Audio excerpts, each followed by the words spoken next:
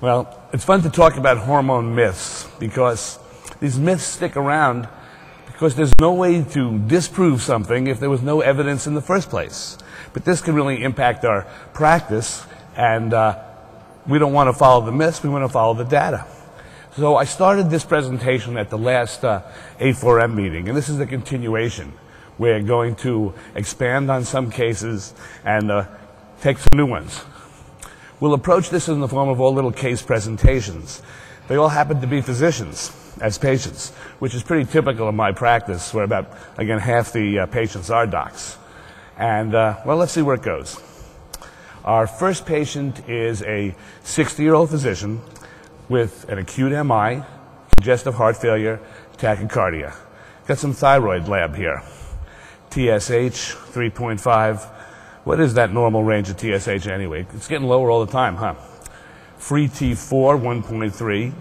Free T3, oh, even that's low by lab standards, 2.1. And this pesky reverse T3, the stereoisomer of T3, that's kind of elevated at 380.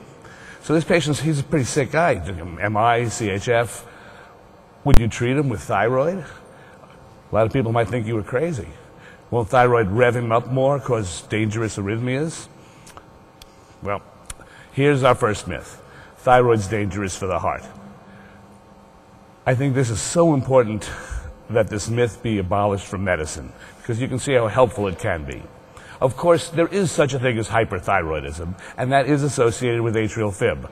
But when you optimize thyroid, it's got cardiovascular benefits all over the place, especially in the setting of an acute MI. Lipids get better. CHF improves. It's a positive inotropic agent. It's a peripheral vasodilator. Now, after an MI, there's often a maladaptive cardiac remodeling, sometimes called a broken heart. You get this fetal myosin forms in the infarcted segment, and you have dysfunctional cardiac function as a result.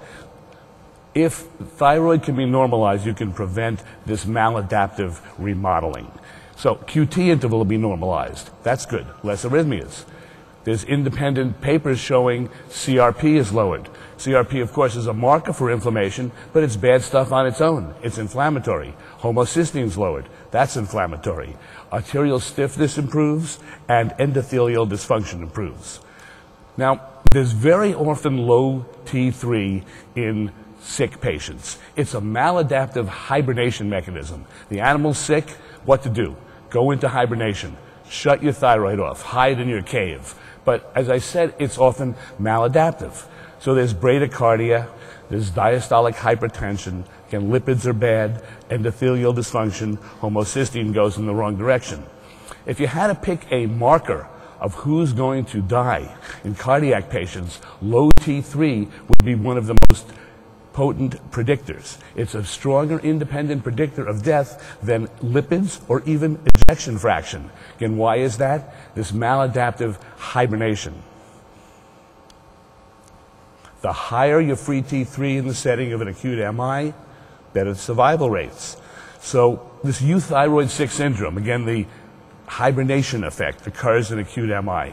And the way to treat this euthyroid, that's quote unquote, they're not really euthyroid, the T3 is low. But if you just looked at the TSH and the T4, old school style, you'd say, oh, euthyroid.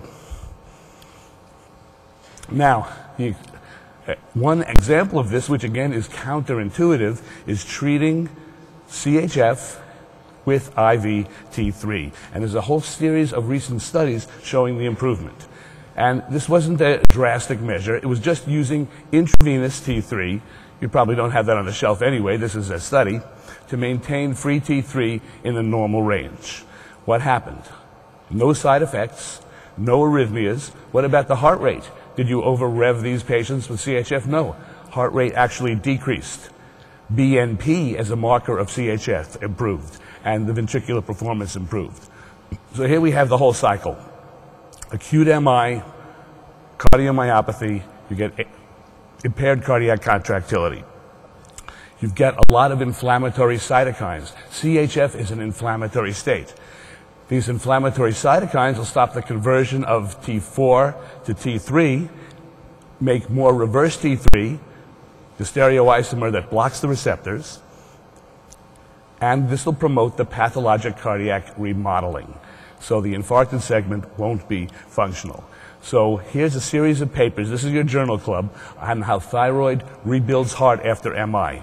So I give you a lot of references on every slide, and that way we can move along. And if it's your interest, you can take a look at the papers and read them.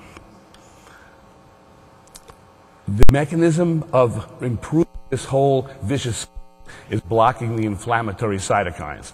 So every area of medicine, it's inflammation versus wellness. It's the same list of TNF-alpha, IL-1 beta that could cause this inflammation. So whether we're talking about cognitive function and Alzheimer's or an acute MI or a CHF, keeping inflammation down is key. And in this situation, the inflammation is turning off the T3. If there's not T3, you get the bad cardiac remodeling. So, summarizing, what can we do now? What might happen in the near future? Cardiovascular patients measure the free T3 and the reverse T3. And don't be afraid of optimizing the thyroid. Now, let's say you get a whole lot of reverse T3. It's very high. There's something to be said for treating this patient just with T3. Long-acting, divided doses. Why is that? Where do you get reverse T3 from? Remember the whole thyroid cascade. You start out with T4, and there are deiodinases, D1 and D2, the good ones, get you T3. D3 gets you the reverse T3. If you don't throw T4 into the mix, then you're not going to get that much reverse T3. So somehow this hit me somewhere along the way in practice. And so this is a tip of how do you not overload on reverse T3? Well, you can have a feed-forward cycle and just treat with thyroid. Optimize other hormones, help as well. But again, don't throw more T4 into the mix. So treat mild hypothyroidism by optimizing T3. Get it to the top of the reference range. Don't be afraid of optimizing patients with congestive heart failure. And look at the active hormone T3. Don't make your decisions on the basis of T4 or TSH. Now, maybe in the near future, we'll actually be using IV T3 with CHF and acute MI. Okay. Next patient, 60-year-old physician with a history of prostate cancer, treated with radical prostatectomy 2 years ago. Clinical picture and lab tests consistent with hypogonadism. Testosterone is relatively low, free is low, sex hormone binding globulins in the middle, estradiols in the appropriate male range. Would you treat the patient with testosterone? His wife is concerned about promoting cancer recurrence. And we've had a lot of information on this very controversial subject. You know, we all attended the same lecture in medical school where there was something about gasoline on a fire with testosterone and prostate cancer. But we've heard Dr. Morgenthau's presentation last time going through the data that this is a myth. Where does this whole idea that testosterone causes prostate cancer to grow come from? One report from 1941, that is how a myth is made. One case report. And how did they decide in this one case report that the prostate cancer was being accelerated by testosterone? Alkaline phosphatase increased. Well, it doesn't make sense. But yet, we all know there's some kind of relationship of testosterone and prostate cancer. Why does chemical or physical castration cause metastatic prostate cancer to regress? This can be explained by a saturation model. You need some testosterone to grow a prostate. A baby boy born without testosterone receptors won't have any prostate. And metastatic prostate cancer is like growing a bunch of new prostates.